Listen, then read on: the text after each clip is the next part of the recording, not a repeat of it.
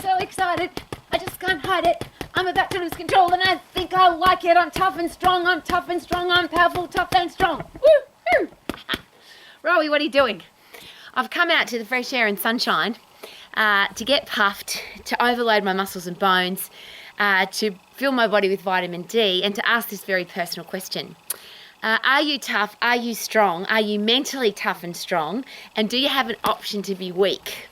If you're a parent, a teacher, a coach, a boss, a leader, what option do you have except to be a positive, solution-finding, optimistic, powerful person? If you're a single person and you don't like your life, you could probably stay in bed, pull the covers over your head, struggle, be depressed, be miserable, and not cope with life. But if you've got people relying on you, what option do you have? And I'm from the old school, obviously. I'm an old lady. I've lived on the planet a really long time. And I'm from the old school that says you've got to suck it up. If you get hurt, walk it off. If life throws tough stuff at you, stand and fight. Are you tough enough to stand and fight? Now, you could fall over, but the question is how quickly are you going to get back up again? If you fall over and stay down and you've got people relying on you, it's not just you that's going to stay down. It's going to be everybody else that's relying on you. And we live in a world now where what example have we got? What have our kids got to follow? If they're not following us, they're going to be following a gang leader or a rapper or a YouTuber or a social media influencer. Don't you want to be the tough, strong, powerful person for the people in your life, whether that is your student or your children or your team or your athlete?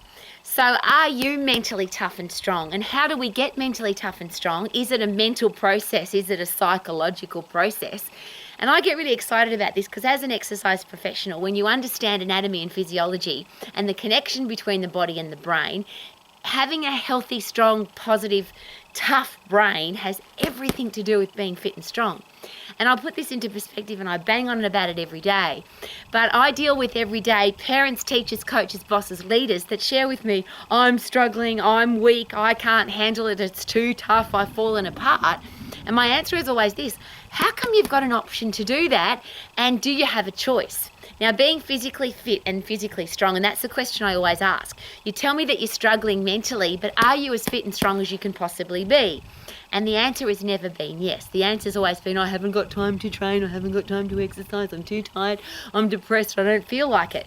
Well, here's the first question. When you get puffed and when you lift heavy and when you punch the bag and when you do jump squats and when you get puffed and overload your muscles and bones, that creates energy. You don't feel like exercise and then go do it. You go exercise and then you'll have a stack of energy. That's just how physiology works. But there's a lot more to it than that from a brain point of view. And as you know, fight and flight is simply the body's desire to stay alive. So when you're under threat, when you're under pressure, when you're struggling, when you're depressed, when you're angry, when life isn't going your way, we call that stress. Your body says you're under stress. You've got to fight or flight. So your body produces epinephrine, adrenaline, cortisol, the stress drugs. If you don't disperse those stress drugs, you'll feel crappy. You might try and disperse those stress drugs by drinking, smoking, taking drugs, gambling, shopping. There's a whole heap of things you can do. But of course, they have horrible side effects and they don't work because you get addicted to them and then you need to do more and more and more of them and they screw up your life. The beautiful thing about the endocrine system, the human body, the hormonal system is designed to keep you alive and then to thrive. And I always share that in the most basic way. It's really simple. Your body's designed to keep you alive so you can reproduce. That's biologically why we're here. And as humans, whether you're male or female, you don't feel like reproducing if you are depressed, angry, stressed, anxious, all the horrible emotional things that happen when you don't disperse the stress. So you don't feel like reproducing. I've got a headache, I don't feel like having sex. I'm stressed and annoyed, I don't feel like having sex. I've had a tough day, I don't feel like it. So the hormonal system's designed to make sure that you can overcome a threat and then fill up your brain with happy drugs, dopamine, serotonin, oxytocin, the love drug, endorphins, pain-killing happy drug, brain-derived neurotropic factor, fertilizer for your brain, so that after you've dispersed the threat, after you've fought it and flighted, you can now reproduce, have a great time, love your life. Isn't that awesome? Now that's a choice though, isn't it?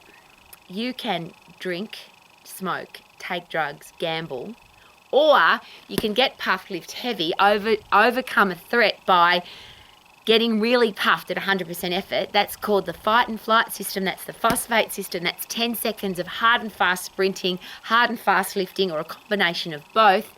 And then your body says, hey, I feel fantastic now. I want to feel good because I'm full of dopamine, full of serotonin, oxytocin, brain-derived neurotropic factor, endorphins, and then you can be a happy person. And if you're a leader, if you've got to make decisions, if you've got to find solutions, if you've got to come up with better ways for people to live their life, do their job, win their sport, be great people, you need a brain that's clear thinking. And you only have a clear thinking brain when you're not emotional. You've got to get rid of the emotion, rid of the stress, so that you feel really good. And that brain-derived neurotropic factor, the fertilizer for your brain, is the one that gets you better for next time. So I'm asking you very personally, if you are a teacher, if you are a parent, if you are a coach, if you're a boss, if you're a leader, what option do you have? You get to choose how fit you are and how strong you are. And if you're choosing not to lift heavy, if you're choosing not to get puffed, which means you're choosing to be weak, to be frail, then this is very confrontational, but what right do you have? You've got people relying on you. And I'll go a step further. I don't think, that's why I've got my boxing gloves on, you can't run away. If an animal's chasing you, if you're under threat, you can run, you can flight. But if you've got people relying on you, if your kids are relying on you, if your athletes are relying on you, if your team's relying on you, if your business is relying on you, you can't pick all of those people up and run with them. You have to turn and fight the threat. You have to overcome the threat. You have to be a solution finder. You have to be optimistic. You have to be able to handle pressure. You have to be able to handle stress. That's the whole part of being a leader, being a parent, being a teacher, being a boss.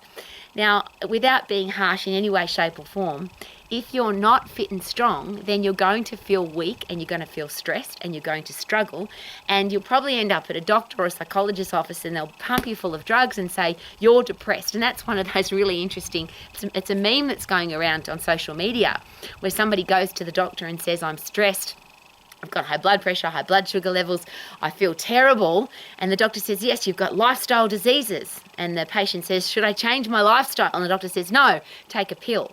And I'll share that with you because everybody that I speak to that's stressed, that's struggling, that's having a tough time, that's depressed, that's anxious, they go to the doctor and the doctor puts them on some kind of pharmaceutical drug. But the human body can produce its own pharmaceutical drugs without the addiction of and the side effects of horrible.